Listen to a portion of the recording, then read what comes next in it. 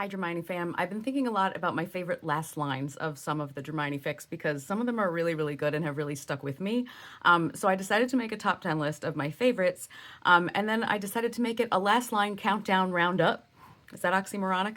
And then I decided to make it a game. So see if you can name that fic. For example, if I said she was a non-active member of the Order of the Phoenix and did not fight, you would immediately start crying and rage scream manacled at your phone.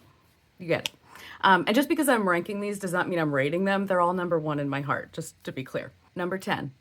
And after, her legs tangled between his and the sheets, she waits for color to bleed back into the sky and for the world to come alive again, as alive as she is. Any guesses? That's from A Certain Slant of Light by One Bed to Rule Them All, which has a really beautiful epilogue, by the way. The rest of it is very scary, but beautiful, All right, number 9. At Draco's back, the whispers had restarted, tense with new doubt, but he made no move to cover his arm. There was no need. He lifted his eyes to Hermione and saw her regard. I love that line. That's so good. That is from The Disappearances of Draco Malfoy by Speechwriter. Such an exciting one. There are portions of that which take your breath away with how exciting they are. Number 8. Let's stand still. Let's continue as we are. This life they'd created wasn't perfect or ordinary, but it was everything. I may not know what direction to take just yet, but I think that's the best part of the adventure. The journey, after all, was the destination. That is, of course, Measure of a Man by Days 22. Okay, number 7. Draco didn't know what awaited him and Hermione in the years to come. He only knew that right now he had a beautiful woman waiting in bed for tea, scones, her husband, and if they were very, very lucky, a new addition to their lives together. A fresh start. That's the hint in that one. Because much of this fic takes place at a cafe called Fresh Start Cafe. Remain Nameless by Hey Jude 19. All right, number 6. The war is over and they have won. Life stretches out before them, waiting for them to make it worth it. Some elusive happiness there to overwhelm them. And Hermione knows, with the burrow waiting for them, and Draco's cold nose against her cheek, his breath warm on her neck, that this is the beginning. This is actually making me a little bit emotional to do this. This is, of course, The Fallout by Every Thursday, and this ending, it was such a hard one, happy ending, but my goodness. Number 5. There isn't even a trick to it. You just have to grab on tight to what's in front of you and make the most of it.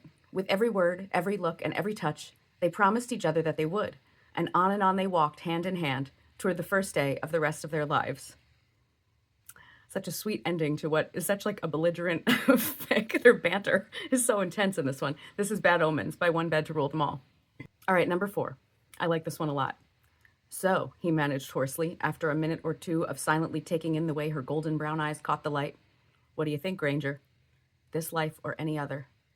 Not to be indelicate, Hermione replied, fighting a smile, but I think I'm going to marry the fuck out of you. Ugh. That one is marked by Olivia Blake, and Olivia Blake's fics all have such good dialogue. Oof, love it. All right, number 3. We're getting to some heavy hitters. Far where the trees meet the garden and the sun embraces the moon, there is an ocean between the mountains where I will wait for you.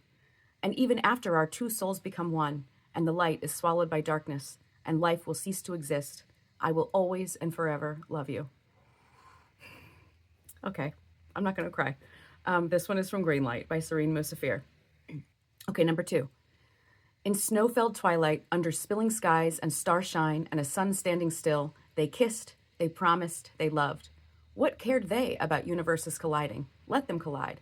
Let their joined heartbeats cleave constellations and startle the eternal stars. That is one of the best last lines of anything ever. That is to Matt Mobile. Draco Malfoy and the Mortifying Ordeal, of course, by Brigitte Knightley. I can't wait for that original fiction. Oh my goodness. All right, and my number 1 favorite last line of a fic that I've read so far. The sun hurtled across the sky, light to dark to light. Again, one sun, then 2, then 4, faster and faster, until the blurred suns condensed into one and traced a single magnificent arc from one horizon to the next. He held her close in the late afternoon, and they kissed for 200 years. That's just poetry. And that is, of course, Love and Other Historical Accidents by Pacific Rimbaud. Okay, how many of these did you get? I don't know. I think this might have been kind of hard. Let me know. All right, I'll see you next time. Bye.